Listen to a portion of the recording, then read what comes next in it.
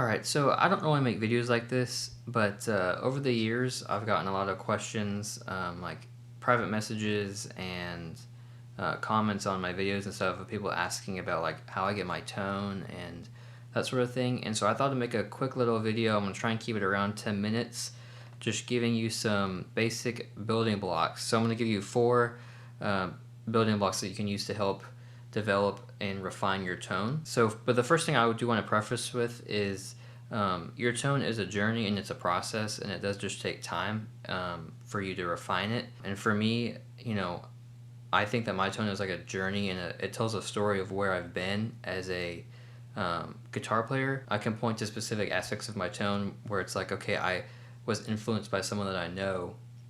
I was like, okay, there's something that I like about their playing, and then I took that and applied it to my own playing. I definitely think it's good to be influenced by people and find things that you like in other people's playing and try and adapt it to your own. But at the end of the day, you're developing your sound. Don't focus on becoming someone else or being like someone else, but definitely take influence and take things that you like and adapt it to your own style. So you can develop you and your sound. Alright, so my first point is going to be clean tone. So if you don't have a good foundation to build off of, nothing you do is going to sound good. You can have all the pedals in the world and all the different drives and all that stuff, and that's great, but if the foundation isn't good, then what you're building is not going to stand and it's not going to work. So ultimately, in my opinion, one of the most important things is to have a really good, just solid clean tone and foundation. So my clean tone, I usually run my stuff and my amps more on the edge of breakup, somewhere in between clean and a little bit driven. It's got a little bit of grit to it. So I can basically play, in my like middle position or something, and it's pretty clean.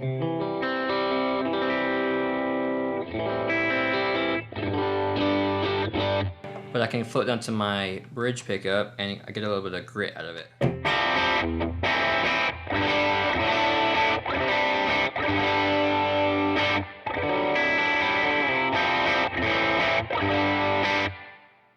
And so for me, my clean tone consists of this drive pedal right here. I leave it on all the time. It's a Klon KTR. Some people like leaving pedals on all the time. Some people don't.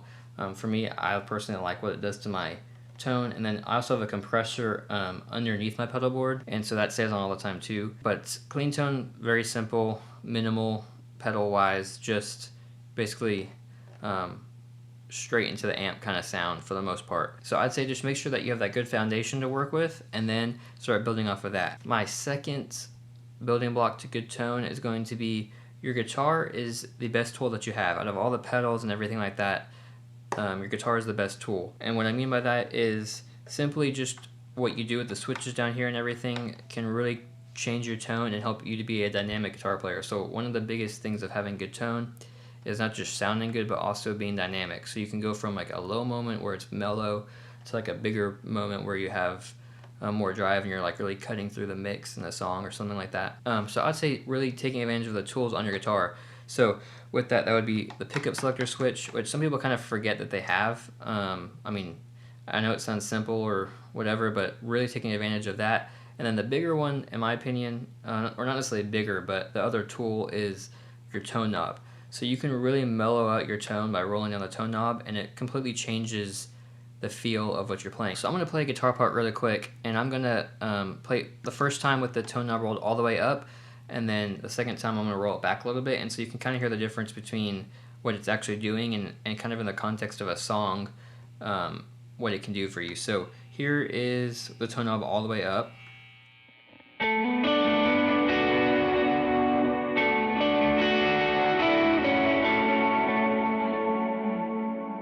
That sounds pretty good to me. It's a little bit harsh. The high end is a little bright and kind of punchy for that. If I roll the tone knob back a little bit here and play that same part.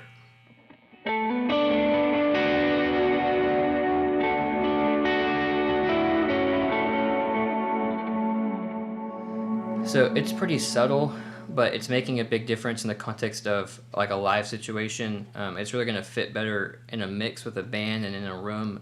It just kind of mellows it out a little bit, and in my opinion it makes it sit in the moment better. The other thing that people kind of don't think about sometimes is the picks you use. I know this is like super simple, but if you have a thick pick or a hard pick, something like that, it's going to completely change the way your tone sounds.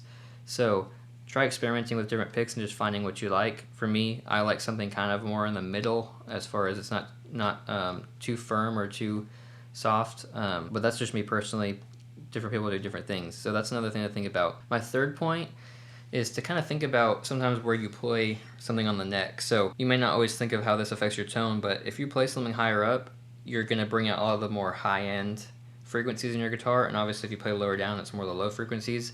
So if you feel like you're fighting your tone a little bit, or it's just too bright or too dark, maybe in a particular situation, try maybe playing the guitar part in a different octave on the neck, and it might open up your tone in a way that you weren't expecting. Because for me, sometimes it's not always the frequency range as far as where I'm playing on the neck, like musically, whether I like something or not. Sometimes it's what that's doing to my tone, and it's one of those things that you just kind of have to like play with and see what I'm talking about. But sometimes, you know, I might play a part up here and I'm like, you know what, I don't like what it's doing to my tone, more so than the frequency range of the notes. It's doing something different to my tone. So if I play it down lower or more in a middle octave or something, it might open to my tone in a way that I like better. And then number 4 on my list for today is to really dial in your wet section. Out of all the pedals on your board, I think there's a lot of stuff you can gain out of a really good delay and reverb setup. The big thing is you can for sure overdo it, and I think you can have too much delay and reverb and stuff, but the way it opens up your tone, especially if you're running stereo, can make a big difference. So I'll just show you here. So if I have no reverb on and I just play some chords,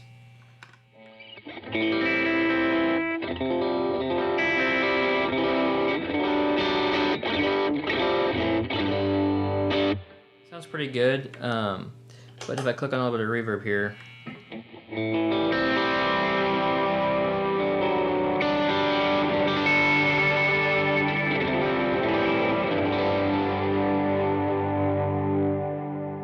opens it up, and it's not, I don't have that much on. I mean, it's not a little bit, but I have enough to where it just makes the guitar sound a lot bigger, and it's taking up more sonic space. One of the big things about playing with a band is it depends on who you're playing with and how many people are in the band and stuff, but one of the goals, in my opinion, is to fill up some sonic territory, at least in your lane. I don't want to step on the keys player or anything like that, but I want to fill up space so that there's just not this like dead area sonically in a mix. And part of doing that is reverb and delays and stuff. Now, the point why I bring this up is there's a tool on a lot of reverb pedals that a lot of people don't know about, and it's called pre-delay. So pre-delay is basically the time difference between when you hit the note and when the reverb happens. So right now the pre-delay on my bass guy is all the way off. So if I hit some notes right here, the reverb happens immediately. And just for exaggeration purposes, I'm going to turn it way up. So if I turn it way up here, you're going to hear there's going to be a pause in between when I hit the notes and when the reverb happens. So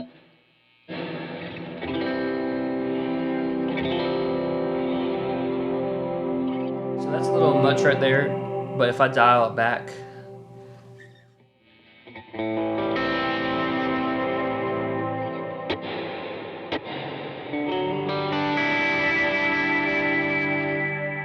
what this is doing for you is it's allowing you to hear the notes more clearly and more prevalently before you actually hear the reverb.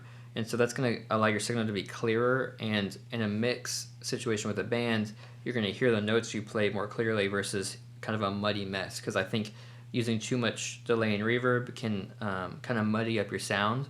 And so the pre-delay allows you to use a little bit more almost, so that you're filling up space and it sounds washy and ambient, but yet at the same time you have the clarity in all your notes that you're playing. So if you're playing a lead line or something, it's going to allow the notes in the lead line to cut, and you'll hear them in the mix, but they'll still sound washy and big. So it's kind of this little tool that a lot of people don't know about, and not all reverb pedals have it, but a lot of them do, and it can really open up your playing. And I pretty much always use pre-delay unless I'm doing a part that sounds weird, because you can clearly hear sometimes the pause. If you're playing something like more funky, Like at church, sometimes we do like planet shaker stuff like that.